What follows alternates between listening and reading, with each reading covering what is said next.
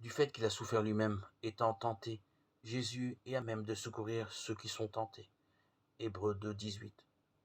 Approchons-nous donc avec confiance du trône de la grâce afin de recevoir miséricorde et de trouver grâce pour avoir du secours au moment opportun. Hébreux 4, 16. Dorian, petit garçon de 4 ans, vient de découvrir l'écho. Il appelle aussi fort qu'il peut et une voix lui répond, de l'autre côté de la vallée. Tout d'abord, il est sûr qu'il y a un autre garçon qui s'amuse à répéter ce qu'il dit, mais bien vite il comprend que c'est sa propre voix qui lui revient. Alors, il se lasse d'appeler. Il n'y a rien à tirer de cet écho mécanique.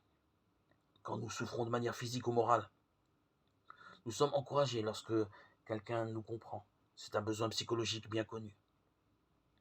Nous aimons trouver un écho à notre souffrance. Seulement voilà, suffit-il qu'une voix nous réponde? J'ai connu les mêmes circonstances que toi pour nous permettre de les traverser avec courage. Non, non.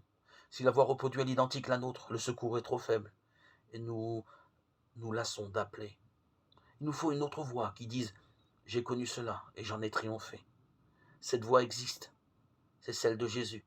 Il a connu toutes sortes de tentations, de souffrances et il a vaincu.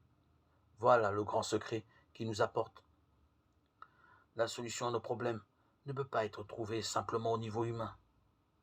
L'écho de la voix d'un homme à celle d'un autre homme ne suffit pas.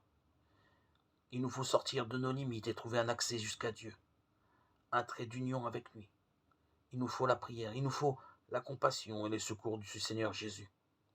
L'homme qui sait si bien ce qu'est la souffrance et qui est maintenant dans le ciel, d'où il prend soin de tous ceux qui lui appartiennent.